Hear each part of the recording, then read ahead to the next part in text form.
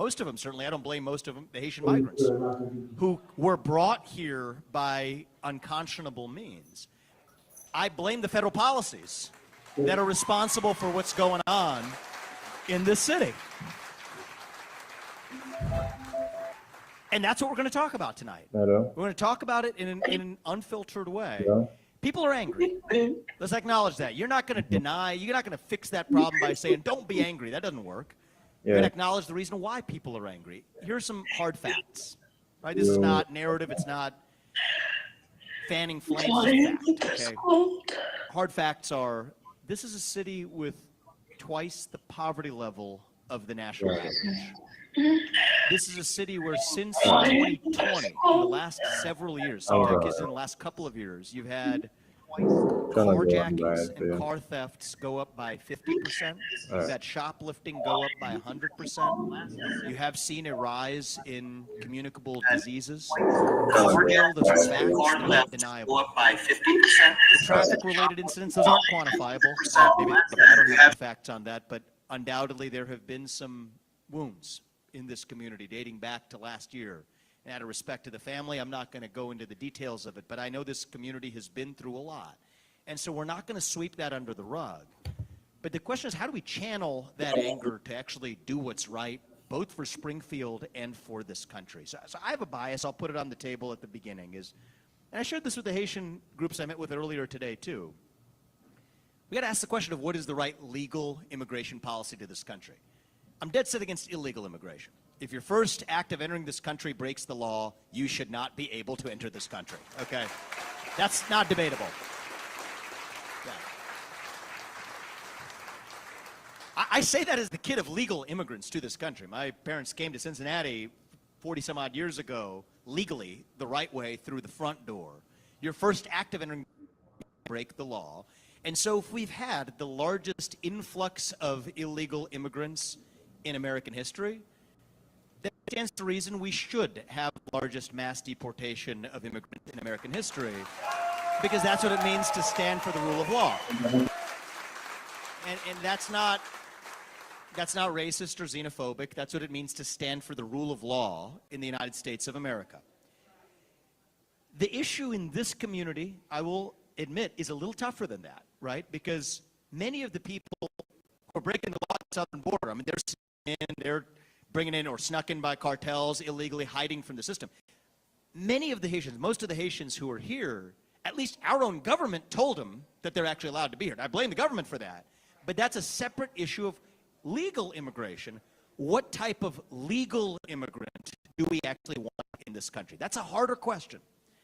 I'll give you my view. You don't have to agree with me. But here's one principle that I think not just the Republican Party or the Democrat Party of America would do well to agree on is, if you're going to depend on government services or the welfare state when you enter this country, then you should not be permitted to enter the country.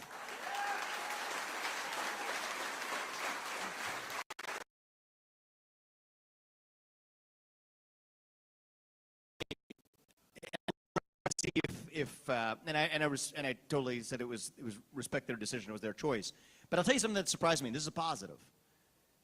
The Haitian community leaders who I met with here, I believe in honest dialogue. And several of them had very compelling stories. One was a doctor, educated in Haiti, but they don't recognize the medical license here, so he put himself through nursing school, and he's actually making contributions to this community. I told him, here's my view. Disease going up, or our social services strained, Medicaid running out of money and run very poorly, schools under strain, welfare, food stamps. Here's my view is, I don't think you should be allowed, it was a difficult thing to say, you're in a room face to face. I said, I don't think you should be able to enter this country if you're going to depend on the entitlement state or the welfare state. What do you believe?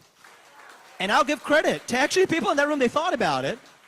And to a person, there was at least 4 community leaders that that's fair, actually. That's a fair way to look at this. And so my hope is that through open conversations, through actually speaking without fear, we actually not only solve the problems of this country, but dare I say, unite this country as well. That's what I hope to do tonight. So My friend Tiffany Justice is here. She's going to help take questions from the audience. I promise not to talk too much. Just wanted to get some stuff off my chest to kick this off. I'll be glad to answer any questions. But the thing I really want to do is hear from the actual experiences of the residents of Springfield, a town that means a lot to me, a town where I spent a lot of time growing up, a town whose best days don't have to be behind it, but can still be ahead, just like the rest of our country. And so if you have a question, just raise your hand and I'll bring you up. And the goal tonight is don't hold back. There's one risk you can take, which is to censor yourself. The other risk you could take is you say too much, and you might offend somebody in the process. Take the second risk, not the first, and that's how I think we're going to get our country back. So, thanks. A friend, Phil Plummer, good to see you. Thanks, you guys. Let's hear it for Vivek, spending time coming over here to help us out in Springfield. He's a man. He is the man. Vivek, I'm a current lawmaker, so anything I can do for you guys in the state of Ohio, I know this is a big national problem, feel free to call me. I'm also the former sheriff in Montgomery County, so I understand the problems here. But Vivek's hit on a lot of it. I mean, we let the media grab the story about the ducks and the geese and the dogs and the cats. That's not the story. The story is what this is costing you guys, right? What this is costing the American citizen when your hospitals are full. We're getting new diseases here. You know, there's a lot going on that you guys should not have to pay for, and I feel sorry for you guys. I'm right across in Dayton, Ohio, Vandalia, that's where I'm at, and I see this migrating in my community, okay? So we're with you guys in spirit, but Vivek, we have to figure out a way to close these borders. You know, I've got 9 cartels in Dayton. They're killing our kids with fentanyl. But thank you for being a warrior, fighting for this community. These guys need leadership, they need love. Thank you, sir. Thank you. I appreciate that, my man. Thank you for everything you're doing as a state rep. Appreciate that. It's a good man serving this state. It's not a thankful job at all the time, but I appreciate that. We need more people to make that sacrifice. So thank you, brother. Yes, I just wanted to come up and I know we're talking a lot about the immigrant population and stuff here, but you know, I want to talk about like the veterans and the people of the actual Springfield. Like I was born and raised here, and Tucker Carlson's debate he had the other night, they were talking about how we were destroyed by taking away our factories, and then they filled it full of drugs, and then they sent all of us out to war, but we're not getting any support. You know, the vets that are across the United States, but in Ohio, like we have a terrible VA system. We need a lot of help, you know what I'm saying? And so I hear like people talk about the Haitians and the different things going on, but like our veterans need help. And so I'm just kind of curious to like, you know, what ideas you have, you know, to help out for the veterans. Have you personally served? I'm a combat veteran, yes. Thank you. Give this man a round of applause. Thank you.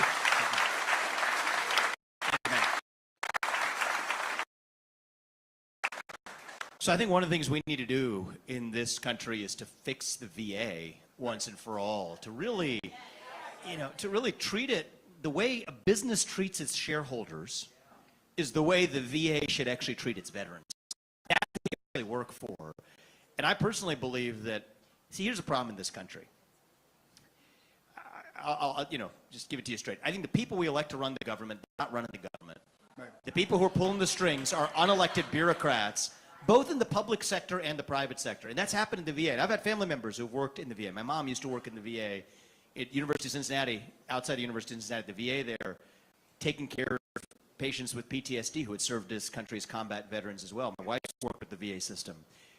Here's the reality is, I think every veteran, just like the shareholders of a company vote for who actually runs the board, I think the veterans of this country should get a vote on the compensation and pay of the people who run the VA based on how good of a job they're doing as well.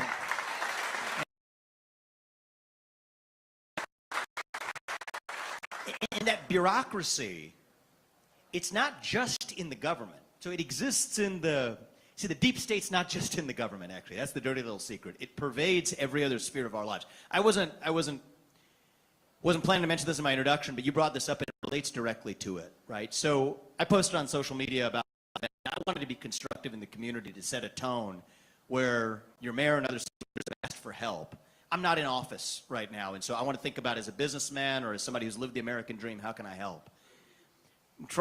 I appreciate that. I tried.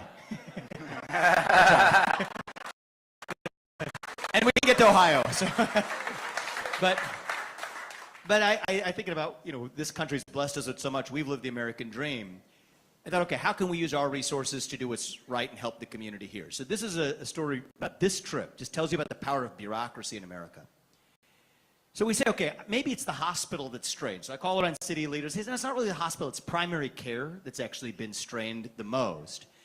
And there's some nonprofits working on primary care here. And so we offered a $100,000 gift to support those charitable efforts. And guess what got in the way? They turned down the gift. Bureaucracy along the way. And I think that it has something to do with I can only speculate, it has something to do with my political perspective or otherwise.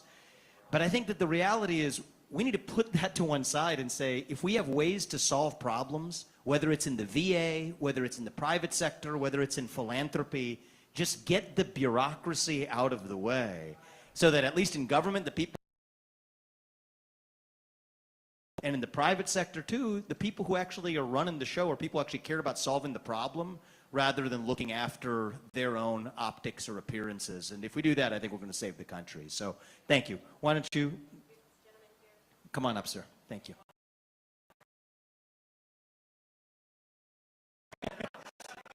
You can go to the microphone, though.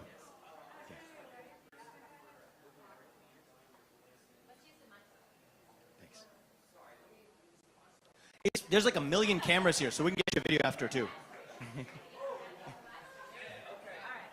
I like this helmet, though. That's good. AGV, best helmet brand, very safe. Ooh, baby, who you watching? Metal Rider on the cam. All right. So, something just fired me up and told me that I needed to be here. I don't know if it was God or what, but I had a wake-up call the other day. So, I was motivated by being scammed by a shady business drip season. They scammed me, and it motivated me to, go out and do on-scene investigations on local businesses.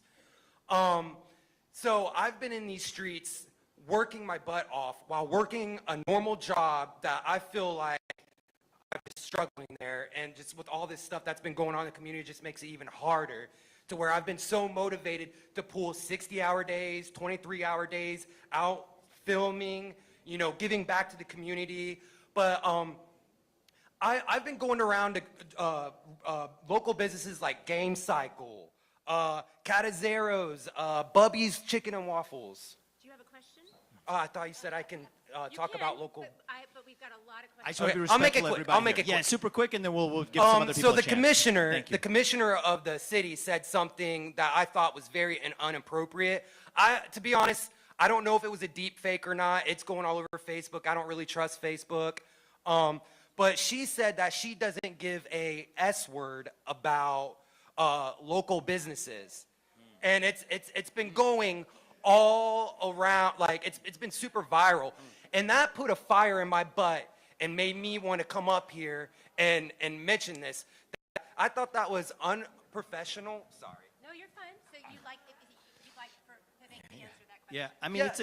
I wasn't aware of that, man, but I got to say, it annoys the S out of me, right, to hear people who we elect to actually represent us as we the people, to actually say that right now, what are people suffering through? Prices have gone up, wages have stayed flat, small businesses are going to be the backbone of saving this country.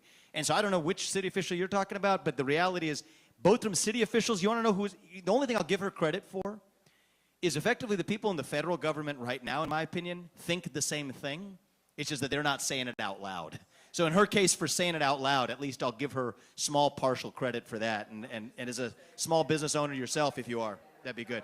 I want to give a chance to this gentleman, and then we'll come back at the end. Thank you, brother. Thank you. I appreciate you too. No, I appreciate you bringing it up, sir. Go right here, and then we'll come right here. Thank you. Go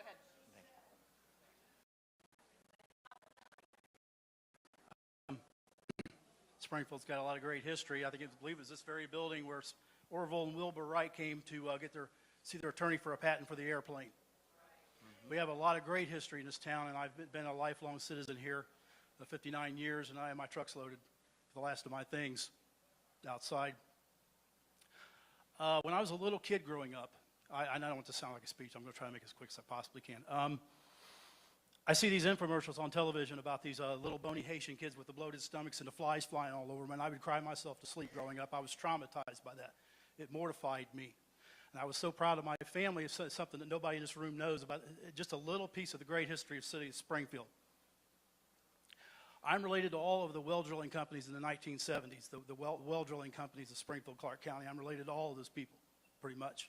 I think all of those companies. And they, on their own dime, water wells that gave them fresh, and that came from Springfield, Ohio. And I don't think anybody knows it. It was just a little piece of history I'm proud of. Nobody would know that. We got a whole movie of it, but nobody's ever talked about it. But my family's dealing with some things. My sister got hit, left the center, somebody center with a year ago. And so now the taxpayers are in it now for about $400,000, and she's had multiple surgeries and still can't walk. She didn't get to be there and hold her babies, her grandbabies that were all being born and things like that. And I have my issues with my health issues that's preventing me from working, and so you try to get into a hospital that's 100% capacity. And I hear that it's half, that a third, that one whole wing of it's HIV patients. Don't know, but you try to get your testing done, your MRIs, your X-rays. You try to get your EMGs. I scheduled an EMG on June 11th. I was still employed at that time. You know, they was very the other day. And so we're dealing with that's my own family and some of the things that we're dealing with. You know, it's something that's near and dear to my heart is the motherless kittens in the alleys of Springfield. Where's the mothers? Okay, there's the animal thing. If we can't care for the least of these and kittens, I don't think it's something for the Kamala should be laughing about. I agree with you. Thank you, my man. What's your name? Kevin. Thank you. Thank you. Give this man a round of applause for his love of the history of this city. I appreciate that. Thank you. Hello, thanks for being here. We really appreciate it. I'm with County, but our youngest daughter does go to school here in Clark County. One of the questions that really I want to focus on are what is the plan for us to safeguard the educational system here in Clark County, mainly Springfield City Schools, for our children? Because as we know, our educational system is failing our kids. It is, our taxpayer dollars are always being used against you, just in case you weren't aware of that. Property taxes that are being paid are going to these school districts. They're not educating, they're indoctrinating. We now have an influx of people coming into these schools that the focus is on them because they have not assimilated, they do not know the culture, they do not know the language. What is happening to our kids is not fair. So what can we do to safeguard our American citizens, children, so that they're not sitting in class not being engaged for 8 hours a day? Thank you.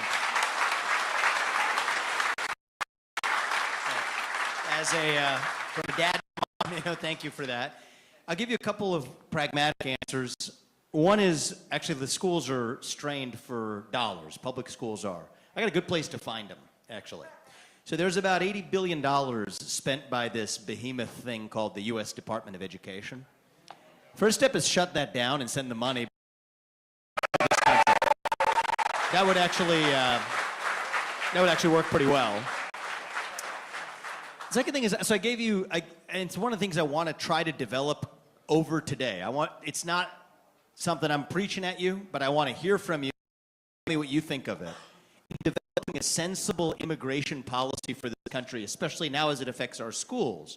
So I gave you one principle earlier, which is that, and this is legal immigration. The easy stuff is, okay, if you're in this country illegally, send you back, build the wall, use the military, the aquatic barriers. That's the easy stuff, all right, to get that done. That goes without saying. But on the hard stuff, if you're going to depend on the welfare state, you don't get in. Here's one more, too. I believe that you should be able to speak the language of the United States of America, English, in order to enter. And as it relates to schools, that burden alone, it's not going to fix all of the problems that you just asked about, but that alone is actually going to go a long distance in relieving the pressure on a lot of schools especially public schools, when it comes to language as a basic barrier, versus there's actually many more people who do want to come to the United States of America than can, who have skill sets, don't depend on the welfare state, and know English.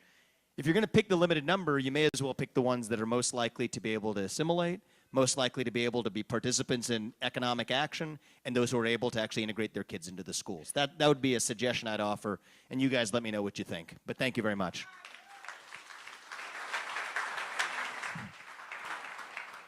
Thank you for coming. A couple months I'll be a resident of Springfield County for 61 years. If our city council and everybody wants to be a part of the solution, I'm just sitting right there by the door. I haven't seen a single one of them come in here.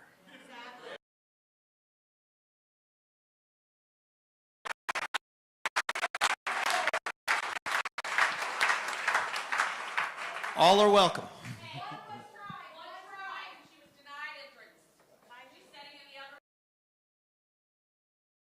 Thank you. And I know that there were all kinds of one thing I will own. This rests on me. So on Saturday night, I was having dinner with my wife and a couple of friends. We were talking about what was happening in Springfield. It felt silly for me not to be here. I got up my phone. I put out a tweet. I said, I'm going to Springfield. Thursday was the first day I could be free to get here. I want to thank Jim Lagos because I think it was very difficult to find a spot to host this. So he did a great job of volunteering this space for us. But I under-anticipated.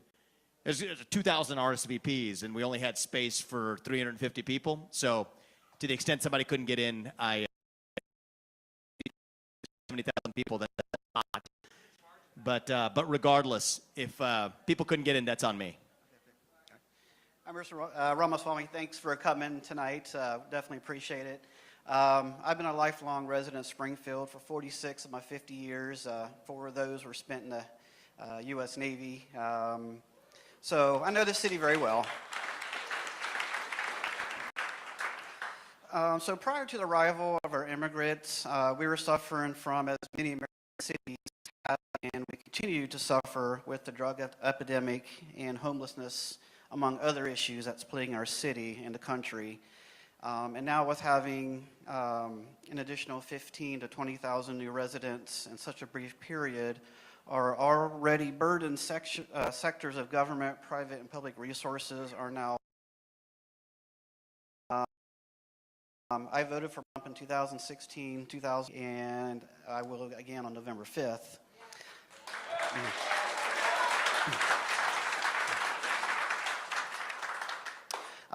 President Trump vowed to do, quote, large deportations from Springfield, Ohio. But like you said earlier, most, if not nearly all of the immigrants here are here legally. So the notion of deporting all of them in the UK is not based on reality. So my question to you is this: what realistic plans can you, President Trump, and Congress produce for Springfield and cities like Springfield to be able to adapt and thrive for all of us, both citizens and immigrants? I appreciate your thoughtful question. I don't agree with 100% of it, but I appreciate you identifying who you're voting for, but still are able to act. First of all, is the most important part of your question is we can fall into a trap, and I don't want to see us fall into this. Is there are real problems that we need to address in this country that actually have nothing to do with immigration as well. And I think that we can sweep a lot of that under the rug. Those are failures of our elected and increasingly unelected leaders of the country that we got to address by way of economic growth in this country, wage, think about even workforce training and preparedness for the changing economy, our reliance on China for our modern way of life. These are big issues even outside of the specific immigration and mass migration issues. So part of your point is we can't sweep all that under the rug and just blame it on immigrants. I agree with you, actually. I agree with you wholeheartedly on that. How are we going to achieve mass deportations? Well, first of all, you got anybody who's committed a crime in this country, anybody who is actually currently detained. That's an easy set of deportations right out the gate. You're talking about millions of people that fit those two categories together. That alone would be the largest mass deportation in American history. The next thing you got to do is, it's like you got a clogged drain, right? What do you do? Faucet. You don't try to clean the drain while you leave the faucet on. Use our military to secure the border. Use the National Guard if necessary. aquatic barriers in the Rio Grande, and yes, complete the construction of the wall, which is not a racist or xenophobic action.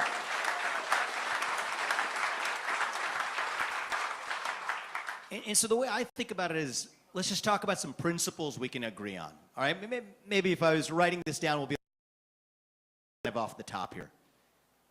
Think about it like your body, right? Violation of your consent. A nation's body is its land.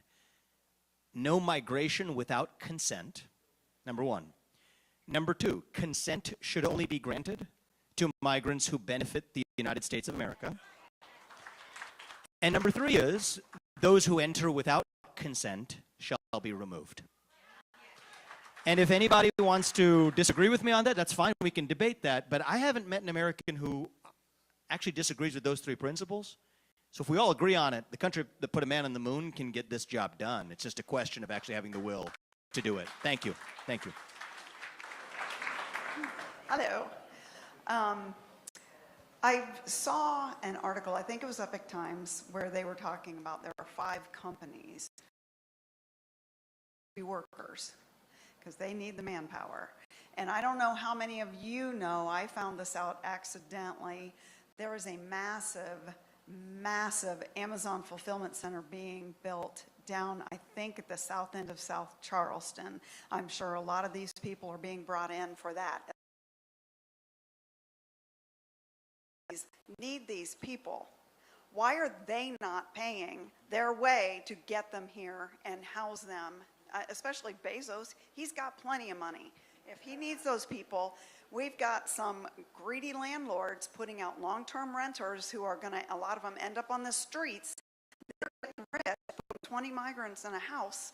They're getting $200 per migrant in these houses, and the long-term renters that pay $700 to $900 are out on the street. How do we stop that? Yeah, so it's a good question. I mean, I think a lot of industries manage to lobby for advantages to them. One of the things is, even in the legal immigration system, people don't talk about this.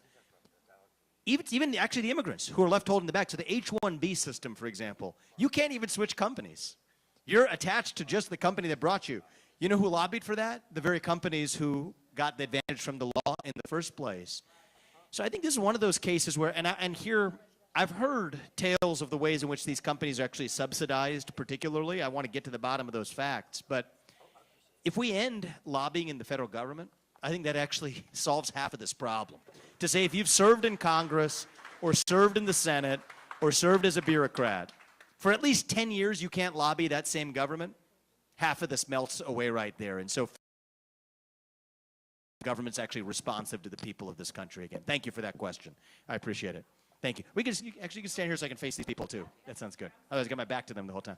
Thanks for coming, Mr. Ramaswamy, and much respect too for the climate here. It wasn't exactly welcoming, but I was a little concerned about the topic of this conversation, the dialogue for unity, because I think one thing we should be united on, there simply are too many mass migrants here in this town.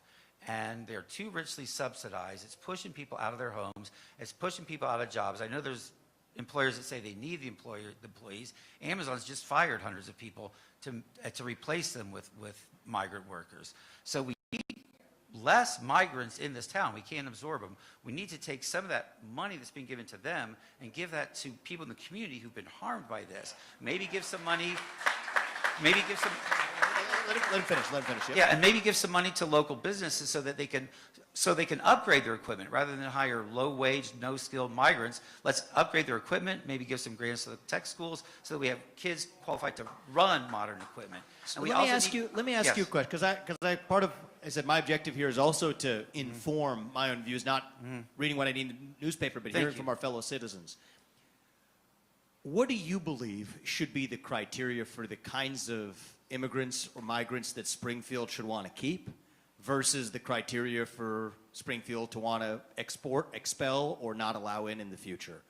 What would be your perspective on? I mean, if it was up to me,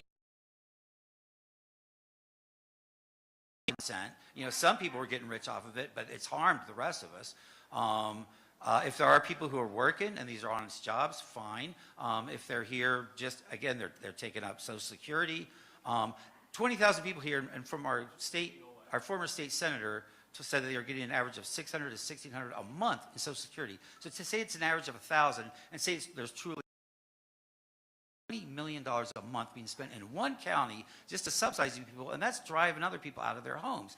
We could take that money, like I said, give it grants to businesses so they can modernize. Instead of bringing in migrants to work low-wage jobs, let's make the high-wage jobs, and let's train our to take those jobs. It would cost a lot less than $1 million a month. What's your name, my man? Bill Monaghan. Bill? Yeah. I appreciate your thoughtful perspective. I'll give you mine here, all right? Because I think that this is so, the situation is status quo that I think it's pretty coherent to say, you know what, just start with a blank slate and start over. Here's my view on it, is that there's a dishonesty to the current program and the justification for it. And here's the dishonesty I'm talking about, right? It's usually an economic justification for a program that actually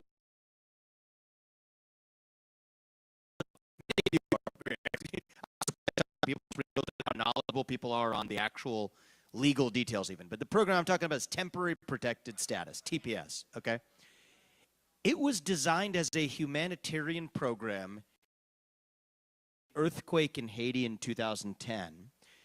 And I think it is beyond bizarre that we should somehow assume that all of those people organically just decided to come to Springfield, Ohio. I mean, I love Springfield, Ohio, don't get me wrong, but I think that most of them on the CBP One app, which is what they use to come into the country, check Chicago, New York. I don't think so. I think that that's also a separate question, which I'm open to taking some questions and comments on. That I think that there's been some hard questions asked about exactly what the heck is going on there. But in response to that, I'm not in favor of necessarily throwing the baby out with the bathwater, in the sense that if you had somebody that came in 20 years from, there's a whole range of other countries too. I mean, people who are maybe a doctor in the community who trained in the right way, came legally, that'd be one thing. But if somebody came here through temporary protected status, which is a humanitarian program, and now you're using an economic justification to keep them, that's dishonest. There is no, yeah, so that's dishonesty. And I think we got to at least be honest and speak the truth. And the T in temporary protected status means something, right? It stands for temporary. So all I would say is if you want to bring people to the country economically because it's going to benefit the citizens of the United States, pass that through Congress, make the justification, and say how it helps Americans who are already here, and do it honestly through the front door. But don't do it through the back door, because that's just dishonest and erodes public trust in our system and in our government. And I think it's another example of our government systematically lying to us. So that's my plan on it. Thank you. Thank you. Okay, I have one question. My name is Chrissy. You came here from your hometown. We have city officials that live right here in Springfield and have not set up a meeting like this. They are. We're not making money tonight. Okay, listen to me. But why can't the city officials, I'm serious, why can't the city officials do this? Go to the north, south, east, and west of Springfield, maybe get people that want to come, and find out what they're really. That's why we're paying for those, right? I've been in Springfield for 66 years. I know a lot about Springfield, okay? So my take is, if you don't talk to people, even Haitians, I have Haitian friends too. I know all of them are over here illegal too. But what I'm saying is, this is a community. If you want to be open about things, talk to the people. Don't just make it seem like President if you're not living on that side of town, what really goes on? So how will you know about a city if you're not bringing the people together, right, and talking to them? It's called Communication 101. What's your name?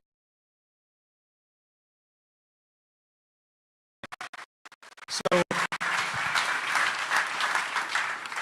I'll tell you what I think is actually going on. Okay, the first thing I'm going to say is,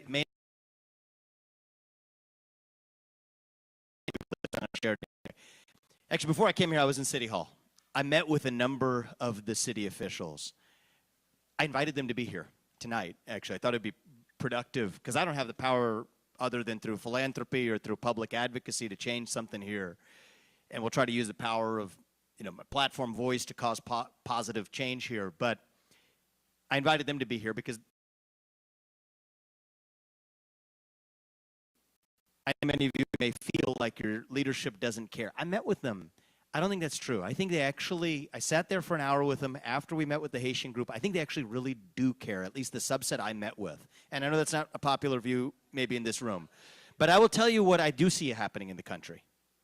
I think there's a culture of fear, actually. I think the reason they're not here tonight is not because they don't. Culture of fear has spread like an epidemic across our country, where actually what you really need is just transparency. You report to the people. If you work in a company, how many of you, anybody in here work in a company, okay? Your CEO is the boss of your company. Or you're a mayor or whatever, your boss is actually the people who are in this room today. And it's not just the people in the city who mess that up, that's the federal government as well. And so what I hope to do today is to show that actually talking to the people of Springfield isn't that scary. The way the town council meeting, somebody came up, will be demonized for speaking about their own experience. We're live streaming this for the world to see that actually these are just good, patriotic who are struggling because the people who they elected to run their federal government all the way down have let them down. And you don't have to be scared of actually being face-to-face with your. I did my best. I can't control what they do, but I did do my best to highlight this today. If there's fear, and I'm going to say this, and people might not like it, and maybe I shouldn't say it because my family's probably going to say something too, but I'm a black woman in America. I'm going to put that. I've been in IT for over 40 years. I'm usually the only black, and usually it was men that I work with, right? And so what I'm saying is there is that fear factor. There's a fear factor because you go in a place, you don't really know anyone, but you got to meet people, right? But the city officials, and I agree with you, I don't think all of them are that, but forget about the fear factor. People are hurting. I agree with you. And to be honest with you, I came up here for one reason. Hopefully they hear me.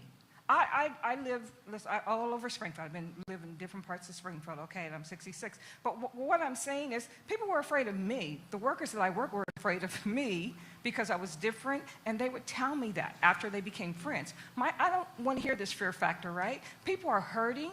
People are living in conditions that at the official level because they don't live with those people. Yeah, that's well said. I got a question for you. I got one question because you brought it up, right? You said you're a black woman growing up here. Okay, so I grew up here, guy with brown skin, spent a lot of time in Springfield. You're a black woman who lives in Springfield.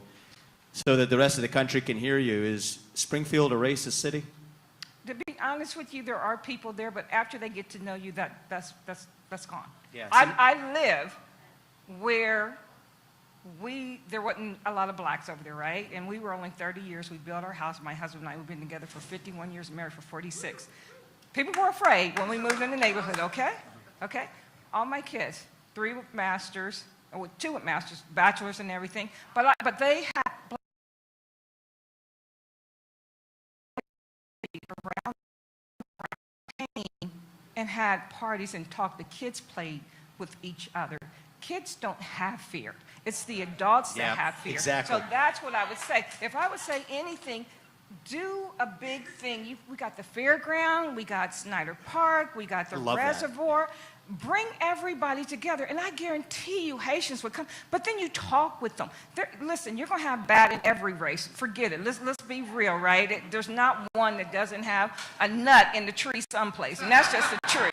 That's the truth. It's the truth. So bring them all together, and then make the Haitians feel welcome, but they also have to learn our culture. And the biggest thing is they don't know how to drive. They don't. I know. Because where they practice at is a church that I did attend, and they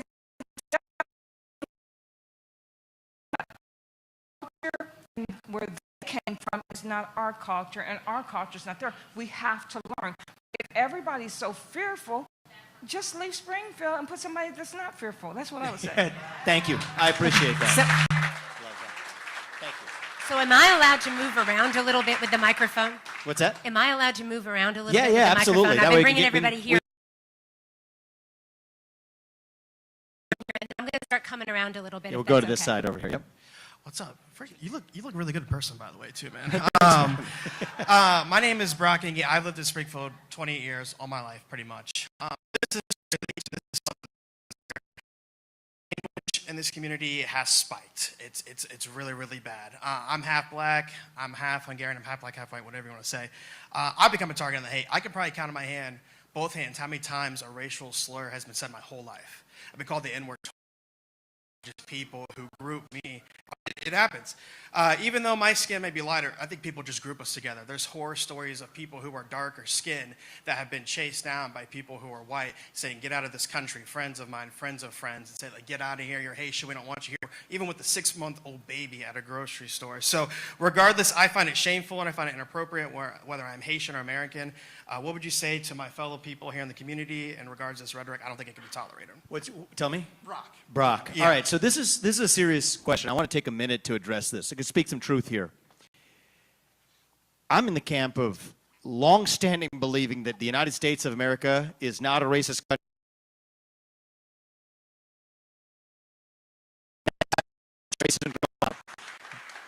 But I also want to speak a hard truth here, because there's something going on in the country right now. When I say right now, I'm talking like the last 9 to 12 months in this country.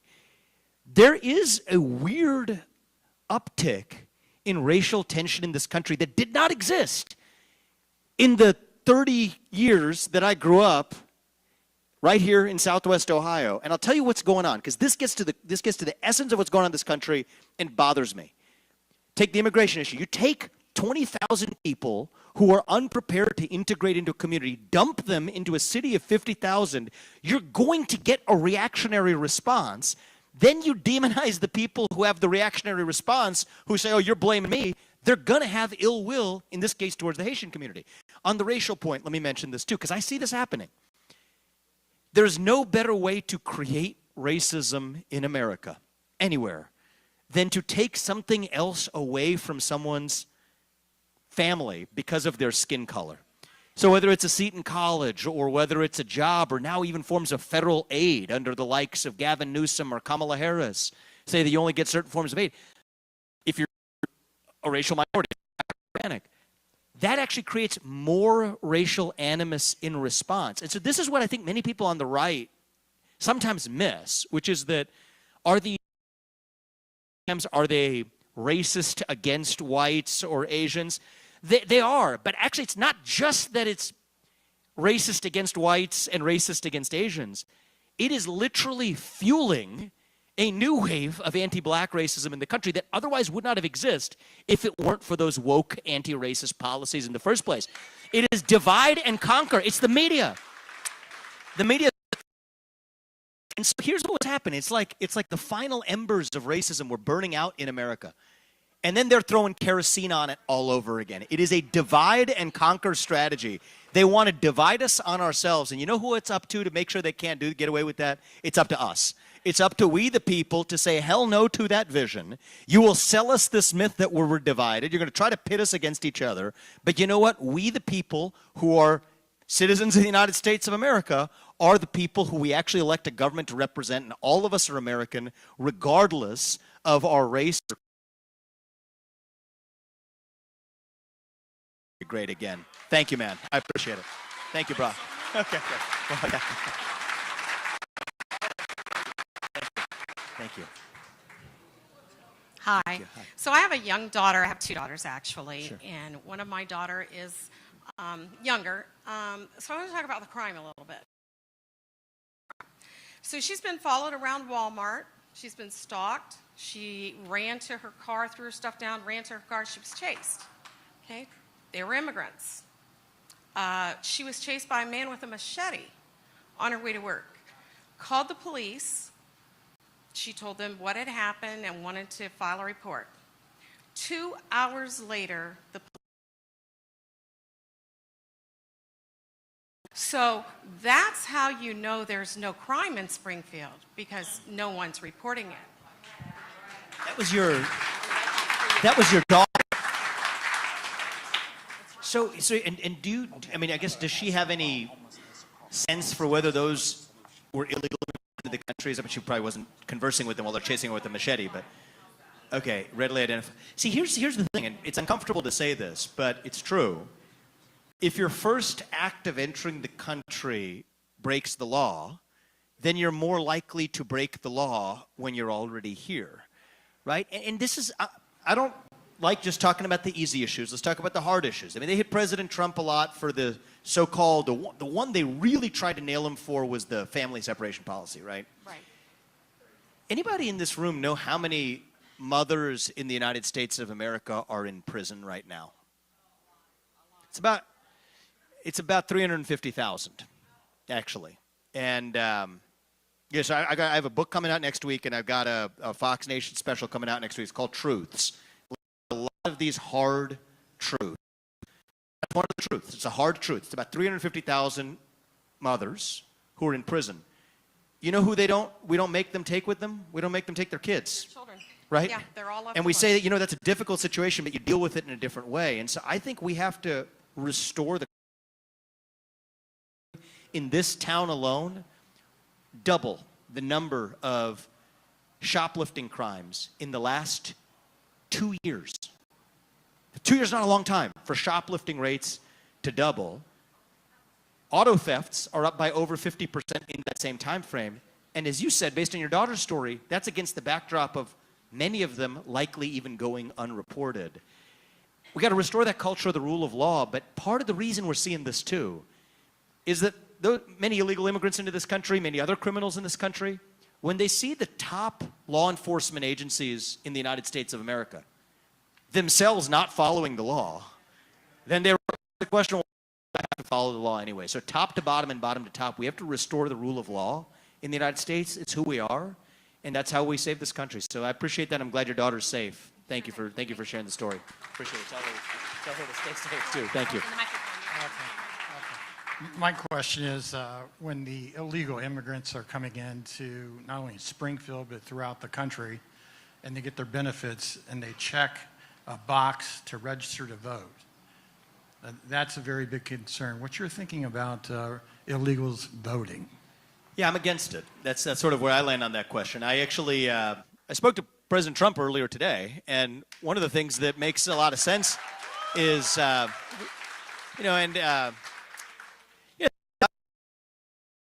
sense, and sometimes the things that make sense hurt your feelings a little bit for a while, and then you got to get over it and realize that actually there's a hard fact at the heart of it. So there's this statute called the SAVE Act. I don't know if anybody's heard of it, and it's this really controversial law that says that if you're going to vote, you have to be a citizen of the country.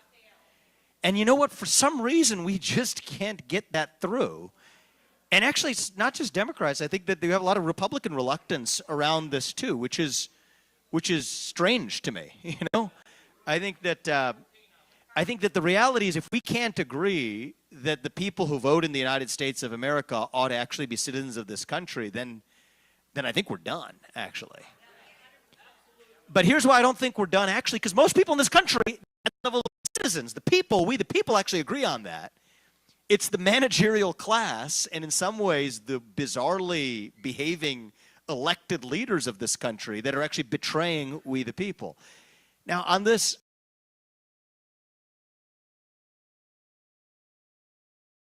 community, and to share some of my own thoughts and start a conversation that this city, I hope, benefits from. But I will say that I'd be remiss if I didn't mention that you do have a chance to change it. Okay, you don't like the direction of the country and the way it's going. You want to change the rules. You got to win under the current rules first. And you each have an opportunity.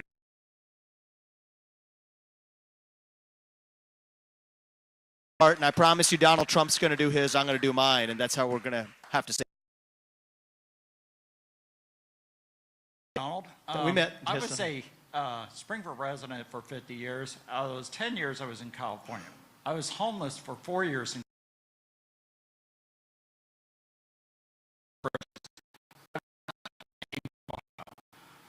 the thing is, my question is, what is the United States government or state governments or local governments going to do about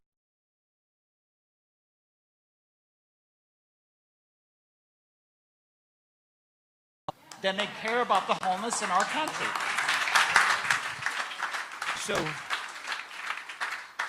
So I'm going to say, I said one controversial thing earlier, which is that the people we elect to run the government should be the ones who actually run the government. I'll say a second controversial thing now. The first and sole moral duty of U.S. elected to you. Period. Now, how do we address this problem of homelessness? We got to have more housing in the country that brings down the cost of housing. And the reason we don't have that, actually, a lot of this does start at the state and local level, where you have all of these zoning ordinances that can be built. Sometimes for somebody's starter home doesn't have to be a mansion, but it can be a one-bedroom home or a single-family home that is more affordable. It's like the laws of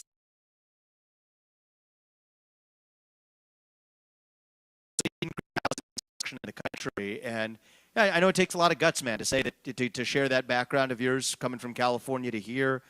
I hope you find a better life in Ohio than you did in California. And if I have anything to do with it, I promise we're going to try to make sure that you do. So I appreciate it, brother.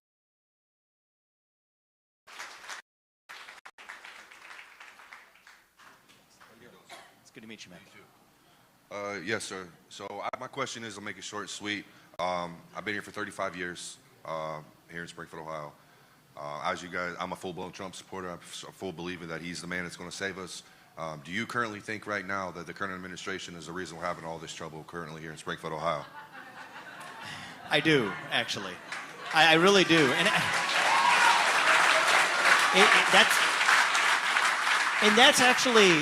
that's actually probably the number one most important policy takeaway here. You're run for public office, take the heat, stay out of the kitchen. And I do think that criticism at every level is fair. But if you want to understand where I think the real problem is, I don't think Houdini himself as a magician could have fixed a problem in Springfield if you have federal policies that are permitting and dumping them into cities like this one. It'd be like the equivalent of sending 2 million additional people to New York City. Can you imagine that? That's the effect of sending 20,000 people to Springfield. That's a direct result of those federal policies. And again, you don't always have a chance to change it. But this time, in about 50 days, you actually do. And it's time that we actually use our chance to do it. Thank you, man. I appreciate it. Thank you. I'm Bill Albright. I'm from Cincinnati, Ohio. This country cares more about Ukraine's borders, Israel's borders, everybody else's borders, transgenders in Pakistan. They quit caring about us long before Trump's last administration. This country's gone downhill for a long time. And the Declaration of Independence states that people have a right to alter or abolish the government that is destructive to their rights and safety. It's been like that for a long time. When did we burn it down? I like your ideals. Thank you, my man. I appreciate it. And you know what? I don't think it. I'd rather this gentleman right here buy that bigger house. So thank you. I appreciate you sharing that. Well, we're going to do our best to change it, brother. Thank you, my man. I appreciate it.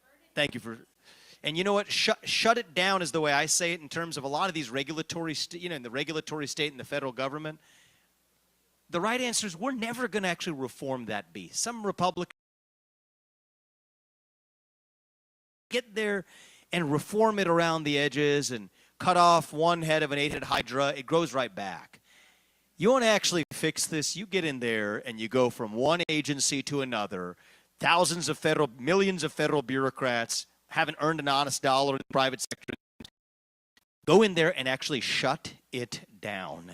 And then you start actually, and the NGOs are part of it, just part of the three-letter agency. So that's my philosophy. But I think we're going to do it. Our founding fathers had to do it one way. We're going to do it the peaceful way, and we're going to do it the way that we're not there yet. We're at a place in the country where it's the 1776 spirit. Channel that to what we do this November, and that's the way we'll get it done for the country. Thank you. I appreciate it. Mr. Ramaswamy, so my mother voted for Hillary Clinton in 2016. She voted for Joe Biden in 2020. She voted for Obama twice. What can I do to convince her to vote for Donald J. Trump?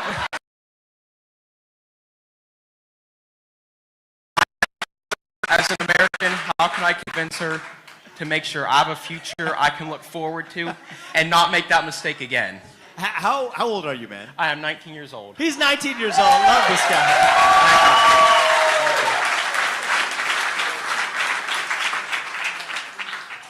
So, you gotta love your mom, all right? Just as a mom, you know why I can say that? Because she's raised a good son. And that's the best mark of a good mother right there. So here's the thing. Inculcated into a culture by the media, et cetera. First thing, take that TV remote at home and just turn it off. Shut that down too, actually. All right? The next thing to do is actually, how did she manage to raise somebody who actually was this young and good? It's by having school systems that actually focus on the education and merit of children rather than some equity agenda. How are you going to get a job when you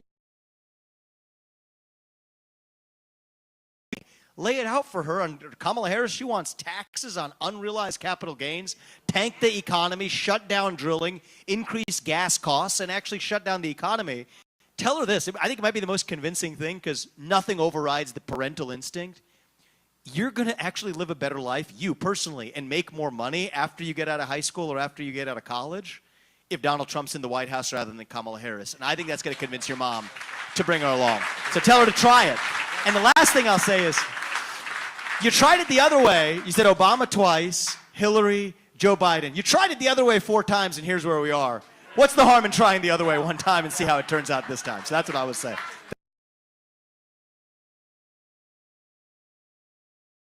Thank you. You keep at it. So, thank you. Yeah. It's good to see you.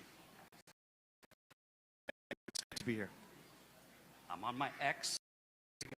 So I'm here today. I follow you on Twitter, one of only 3 politicians that I follow. Who are the other 2? I'm curious. It's also good people.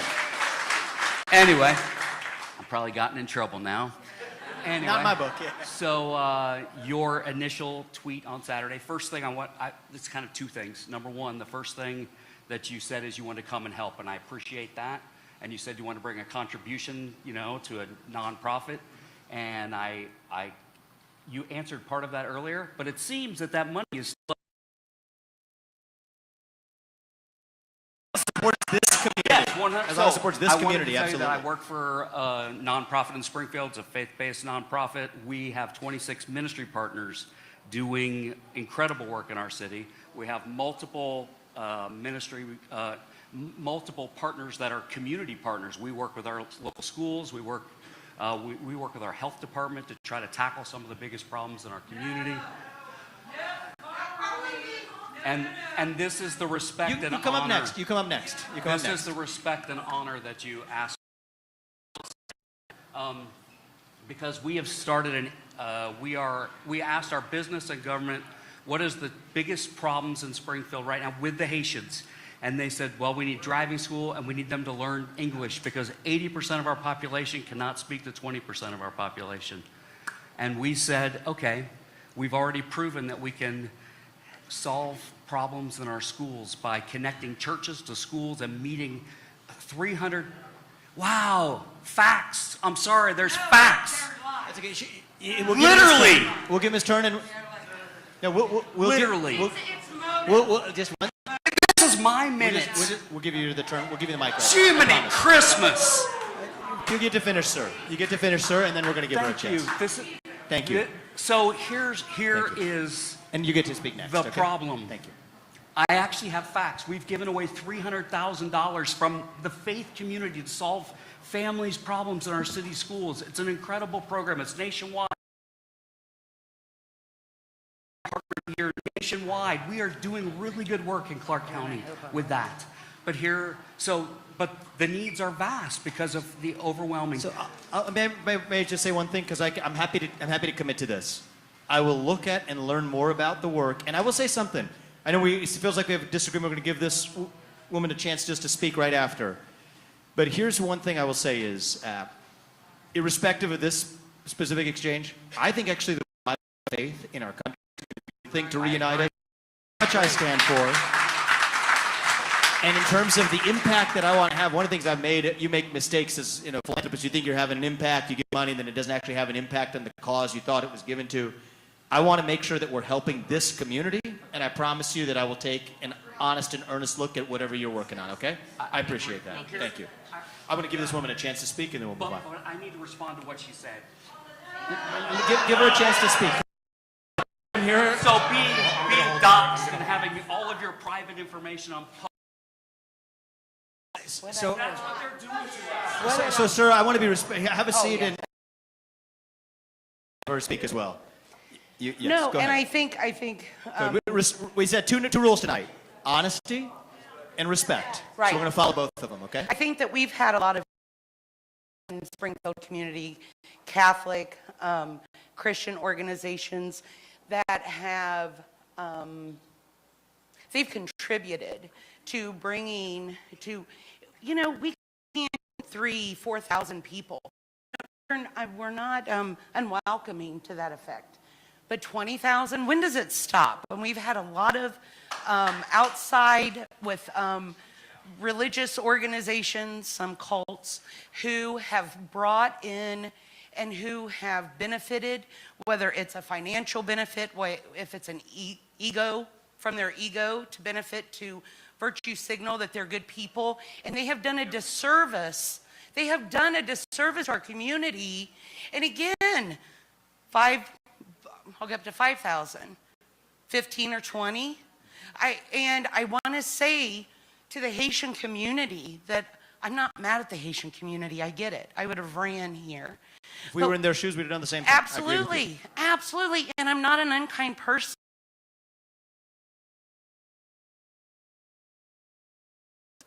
But it's been enough. We have been called racist by our mayor, by our city council. We have had NGOs come into the city council, call us racist, put up signs in their churchyard. I love Jesus with all my heart. But you gotta bring truth in the word of Christ. Bits and pieces, we're not doing that. And that is what we're seeing in our community. I don't know what to do. You're Vivek. What do we do when you're not here anymore? What do we do for our mayor who is pushing back on us instead of the federal and state government? We are the one he's pushing back on. So let me tell you. No, don't apologize. No. Never apologize for speaking your mind. And I want to be respectful of this gentleman as well. But let me see if one bridge here we might be able to agree on. All right. I talk about this in some of my writing, my upcoming book, and we talk about a solution that maybe we can, as people of faith, agree on here. You're a Christian. You believe in God. You have a kind heart. You also believe that we have to protect our country, and we can't, through the back door, actually slowly erode the fabric and the economic health and security of cities like Springfield.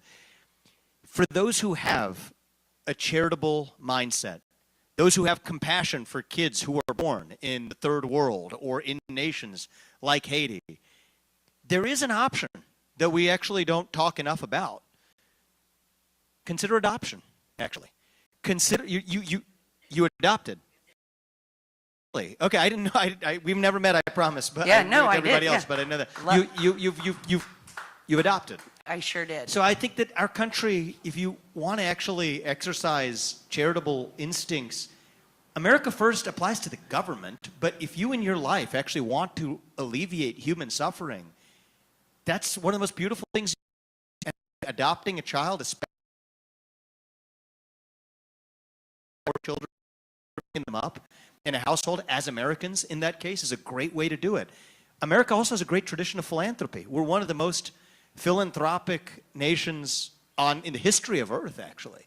There's no other culture of philanthropy than in the United States. And so there are many ways to exercise compassion for those who are suffering in other parts of the world or elsewhere, maybe born into families where they weren't able to be raised. Sound like you have actually been somebody, thank you for also considering adoption as a path. bringing those people through our government-ordained or NGO-ordained systems to the United States of America, that's not the right answer when we're actually, as public officials, looking after the citizens of our own country. And you said this, what are you going to do when I'm gone? Look, I'll make one promise to you. The promise I'll keep to you is I will look after whatever I believe is the right nonprofit cause to drive maximal positive change in Springfield, and I will follow through on that.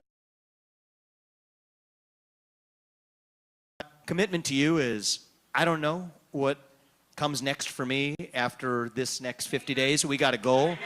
Mayor. But you know what, if we move to Springfield, Mayor, no, I promise you that we will do whatever we can to actually serve this. I promise, and our family is fully behind it. So thank you. I appreciate you being here. Thank you.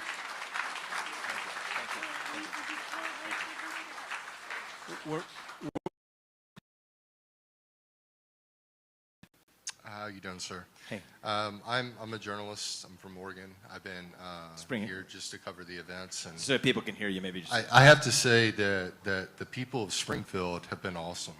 You guys have been very welcoming. And if you guys use that energy to welcome me here, with me being around town, I see that you guys have welcomed these Haitians as well. But it's a little bit different. I try to imagine having one-third of my town being gracious people, but it's just too much for you guys. I've been feeding the homeless all this week, and what I'm seeing around town is that the local governments are not taking care of the citizens rather than the immigrants. That's what they're getting their homes paid for. They're getting they drive nicer cars than most of us.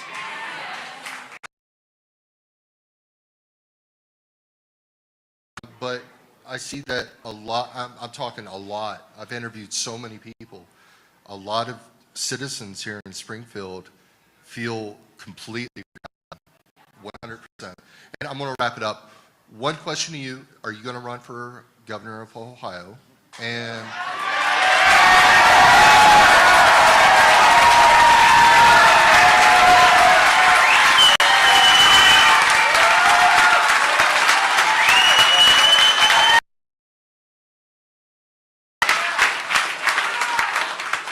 I'm a little more inclined than I was about 10 seconds ago. My second question is, a little education goes a long way. These Haitians were here because of July 7th, 2021. That's what they told me. They were also told by the local governments here that they were here to help the economy. I'm being honest. That's what they've told me. A lot of different Haitians have told me that. So my question to you is how can you energize this community to be more effective in a positive manner than the negative is happening, but how can we spread a positive message through what's going on in Springfield? Thank you. Sure, I appreciate it. Well, I think that the truth of the matter is, while we're here in Springfield, and I'm here because I grew up near here, the city's important to me, you draw a 50-mile radius around Springfield, just circle it, that's actually just a cross-section of the country. And so the other reason we're here is the story of Springfield is the story of the United States of America right now. And so how are we going to fix it? I think it starts with, first of all, overcoming that culture of fear we talked about. You're doing it today. Tell your neighbor what you actually think, not some woke-washed version of it. Seek the truth for yourself. Don't depend on cable television to serve it up for you. And then the truth of the matter is, you know what? Most people in this country are earnest, hardworking people when given the chance, still want to make the most of a better life for their own kids. The Haitians, I don't particularly, you know, as I said earlier, if we were in their shoes, we'd be running into this country too, which says that for all of our failures, we still are the best country still left on planet Earth. But to keep it that way, we got to separate, and I use this expression, all right? I teach it to my kids. It's actually our family saying, you got to be strong enough to protect your kindness. Both of those things are important. Okay, so yes, should we preserve our kindness and our charitable instincts for those who are suffering? anywhere, absolutely. But we're never, as a country, going to actually be able to do that unless we actually preserve our own strength as well. So that means saying no when appropriate, even in the face of being called a racist or a xenophobic person or transphobic or whatever it is, the next insult they'll use. You got to be strong enough to say, this is what's right. For my duty, as a mayor of a city, my duty is to the residents of this city. As a governor of a state, my duty is to the residents of this state. As a president of the United States, my duty is to the citizens of this nation, not another one. But to remember at every step, that's not because you were unkind. It's because you have to be strong enough to protect your kindness to those things that we actually save this country and revive who we are. Thank you, brother. I appreciate that. Thank you for being here. Thank you. Thank you. Hi, my name's Bruce. My son is serving in the Army right now over in Germany. Your son? My son is. Well, tell him thank you for his service. I appreciate it. But the problem is, he's married over there. He's going to be having a baby next month. For him to get the baby to come here to the United States and his wife, he has to do 4 more years. Over here and get everything. So in order for, I missed that because for them to get their visa, their plane ticket, he has to do 4 more years. That doesn't sound right to me. I mean, he's more than getting screwed, but this is why. Anybody aware of this? We have a 25% recruitment deficit in our own U.S. military. And you want to know why? Young people aren't stupid. They're saying, if this is how you're going to treat us, then I don't feel like serving the country anymore. So, 3 years already now. you know what? I want you to talk to me after this or talk to my team after this. I want to make sure the rest of the country is able to hear the story of a man who is serving his nation, having a baby abroad. We should be celebrating that child as a child of this nation, especially against the backdrop of a southern border that's as open as we've ever had. No, we can't have both those things at once. I'm not okay with that. And we're going to make sure that gets fixed. I appreciate that. Thank you. I appreciate it. Hi. Hey. Thanks for coming. I appreciate it. Oh, okay. I have a question. My concern is public safety. And obviously around here we've had a lot of traffic issues. But it goes a little further in my mind when it comes to like crime and things like that also. And I try to follow what each side would do in terms of with serious crime. And I've seen Harris say that she would do away with cash bail and make it to where people didn't have to do that. And my concern, I guess my question is on people that are doing crime, because in our community, they posted something that said, we are not taking anyone unless it's a failure to appear or a felony or a domestic violence, and put it on the police window.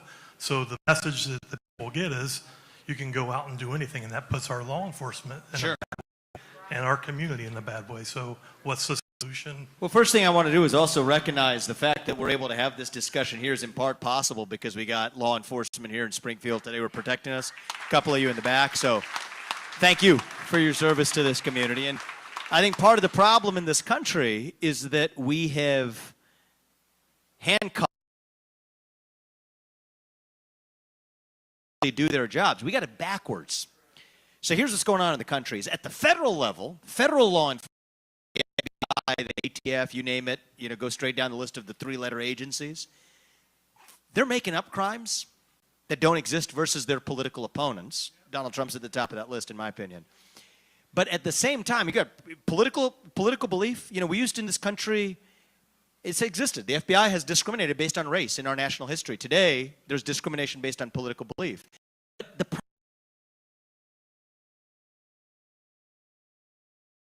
Or that are unconstitutional. And at the local level, we're failing to actually enforce the laws that protect people in their communities. We got to actually fix that bottom up, where the people we really need enforcing laws right now more than ever are at the local level, and tell the police officers like those here in Springfield that, you know what, we actually have your back. Don't defund the police. Actually fund and build up the police, restore law and order in the United States of America, including in Ohio. And I'll tell you, that's not just Donald Trump's job, because most of those laws are enforced by states. And we need leaders at the state level, state legislators, governors, mayors, at every level who are actually going to stand behind the police who are enforcing their state laws. And I think we could be doing a better job in this state? I absolutely do. Do I think we could do a better job in the city?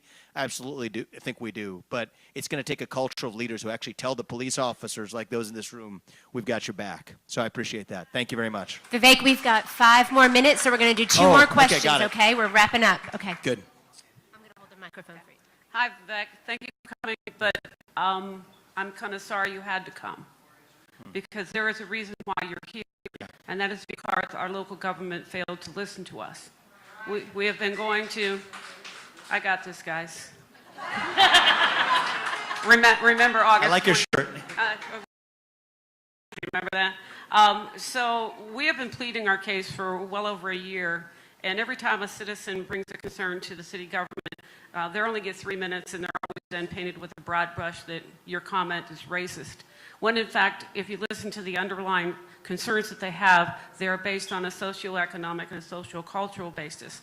I would say to you that if our city commission had come to us and listened to us and given us a seat at the table, that we probably wouldn't need to be here. We, as citizens of Springfield, are very resilient. We're caring people, but when we are pushed up against a wall, there's very little that we can do. And the way that I look at it is, at the beginning of this, in 2021, we were frustrated. And then we became, as time went on, we became discouraged. And we reached a level where, in August, we were despondent. Well, we're at the stage right now where we have been put down and called racist, not only in print, but also to our faces at city commission meetings, and now we are at a level of desperation. And I would say to the citizens of Springfield that I understand your pain, we understand your pain, but please don't take desperate actions. We understand your desperate words and we hear your cry, and so Vivek has now stepped up to help us out. And I'm hopeful that the City Commission will now understand that you cannot disregard your citizens, because this is what you end up with when you ignore our voices. So, it's we the people for a reason. Thank you. And we've got your back. I appreciate that. Thank you. So we're going to do 1 question here, 1 question there, and then we're done, okay? Are we good? Okay. Thank you guys so much. Hi, I'm going to kind of go a different direction here. Got a huge divide in our city when we're talking party-wise. Social media is a devil. I think a lot of us in the room are probably on it. I'm a huge flamethrower on social media. What are we doing, and why are we not listening to our 13 to 17-year-old children who are in these classrooms with these kids every day, fueling the fire from us? We're feeding our kids with this danger because you're either Republican or just the devil. So I'll tell you, this is made to work this way. Mark Zuckerberg was a year ahead of me at Harvard, and the actual way they made Facebook, so the predecessor to Facebook was a website called Hot or Not. And you just click on something 1 second faster. And the whole premise is based on how quickly you're able to prey on sort of the basest kind of human instincts. You're actually able to learn something about somebody's soul than you'll ever have into your own. And that's exactly what's the backbone for a multi-trillion-dollar industry. So I'm a capitalist. I believe in capitalism. But I also think that virtue is a precondition for capitalism. We got to make sure people, when they have those instincts that they're trying to have exploited, you can't exploit them that easily if you have strong personalities. And here's a law that I do favor. I think if you can't smoke an addictive cigarette until the age of 18, you shouldn't be able to use an addictive social media product until the age of 15 or 16 either. And I think that's, as a parent, something I think we can all agree on. So that's where I would land on that. Thank you. I appreciate that. It's well said. I just have one final thing with that. What would be the opportunity for even our commissioners to have a meeting like this with our 13 to 17-year-olds who are the next leaders of our country? Well, I don't want to volunteer on behalf of Jim, who was kind enough to host this venue this time. But what do you think, Jim? Do you think we might be able to? Yeah, I think the same way. And I invited them to be here today, but it's certainly their choice, and they didn't feel like that was the right venue for them to join us tonight. But I think it would be awfully productive if we were able to especially bring even young people into this conversation with your city's leaders. I'll do my best. If they do, I promise you I'll even come back for it, all right? So thank you, guys. Thank Thank you. Last question. Thank you. Vivek, my name is Pete Santilli from Cincinnati. My voice is hoarse because I've been here for 4 days talking to a whole heck of a lot of people. I have a quick statement, a message from the Ohio State Troopers. They come with credibility because I'll prove my point. First of all, how dare anybody, we love our cats and dogs, talk about cats and dogs, and of course, not recognize the 400,000 children that have gone missing in the United States of America. Okay? Secondly, Ohio State troopers I spoke to out in front of the schools recently were shocked when I told them, after I spoke to the mayor, that Governor DeWine indicated that 33,000 bomb threats were actually a hoax from overseas. Law enforcement wasn't notified of that. Springfield, they were shocked. And their question to you is, why hasn't the mainstream media conveyed to the public what Governor DeWine said? Because it would put aside the election interference that's going on right now. Because this community is gripped in fear. Their children are going to schools. The police are there. And the mainstream media is where they get their information from. It's not being conveyed. Well, my sense, thank you, sir, for asking the question. I'll say a few things. First one, I'll say this in a joking tone, but you can decide how true it is. The mainstream media generally only tends to care about foreign election interference if two things are true. One is if it's from Russia, and two is if it's not actually happening. So other than that, they're not super interested in it. But fine with.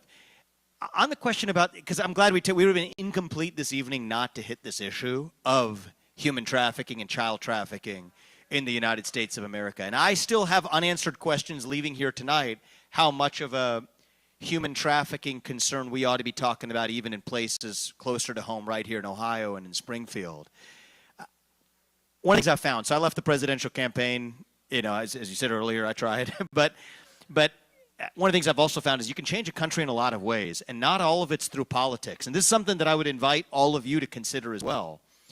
You can change it through our culture, make people aware of problems that don't exist. One of the things I did this year in,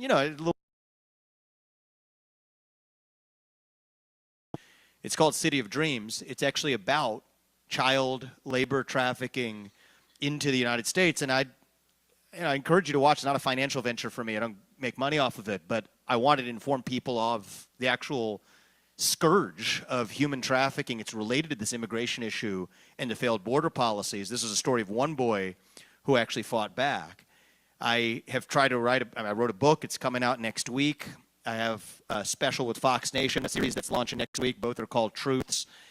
And the reason I do this stuff is actually because sometimes when you get just into the realm of partisan politics, sometimes people just close their ears. Maybe, or you're even writing a way of changing a country. And so it's not just going to be, I'll close on this. In my opinion, we have to put Donald Trump back in the White House. Show up as well. But it's not just going to be one man coming from on high from the White House to save us. It doesn't work that way. If we're going to be saved, it is going to be because we save ourselves, actually. So it takes every one of us, right? And every one of you here, I mean this, every one of you here, every one of us has our own unique God-given gift. It's not the same as the person sitting next to you. And so what I'd ask you to do for your township, for your state, for your country, is just go home tonight and look yourself in the mirror.